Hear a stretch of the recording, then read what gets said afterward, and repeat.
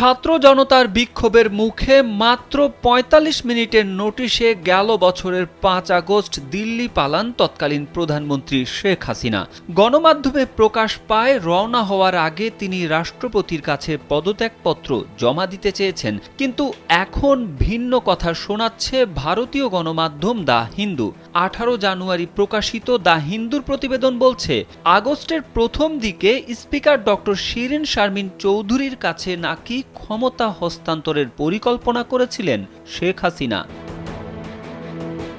প্রতিবেদনে বলা হয়, দ্য হিন্দু জানতে পেরেছে শেখ হাসিনা আগস্টের প্রথম সপ্তাহে সংসদের স্পিকার শিরিন শারমিন চৌধুরীর কাছে ক্ষমতা হস্তান্তরের পরিকল্পনা করেছিলেন।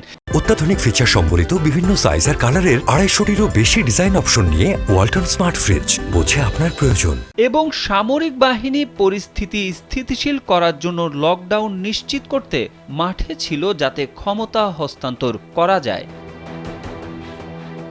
দ্য হিন্দুকে একান্ত সাক্ষাৎকার দিয়েছেন ক্ষমতাচ্যুত সরকারের সাবেক শিক্ষামন্ত্রী মহিবুল হাসান চৌধুরী নওফেল। তিনি দাবি করেন, আমরা সে সময় গণভবনে উপস্থিত ছিলাম এবং ক্রমাগত এই পরিকল্পনাই করছিলাম যে কিভাবে ছাত্র বিক্ষোভের সমাধান করা যায়। তবে আমাদের মধ্যে কেউ কেউ মনে করেছিলেন শেখ হাসিনার আকস্মিক পদত্যাগে আইন শৃঙ্খলা পরিস্থিতি ভেঙে পড়বে, সেই কারণে লকডাউনের পরিকল্পনা করা হয়েছিল।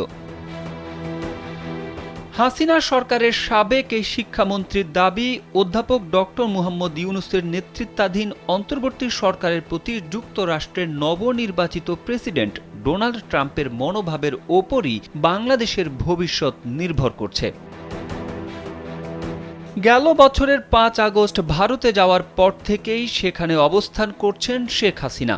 ইতোমধ্যেই বৈষম্য বিরোধী ছাত্র আন্দোলন চলাকালে জুলাই ও আগস্টে সংঘটিত গণহত্যার অভিযোগে শেখ হাসিনার বিরুদ্ধে গ্রেপ্তারি পরোয়ানা জারি করে আন্তর্জাতিক অপরাধ ট্রাইব্যুনাল। এছাড়া গুম কাণ্ড এবং জুলাই আগস্টে গণহত্যার সঙ্গে যুক্ত থাকায় শেখ হাসিনা সহ মোট ৯৭ জনের পাসপোর্ট বাতিল করে সরকার। তারেক আহমেদ, কালবেলা।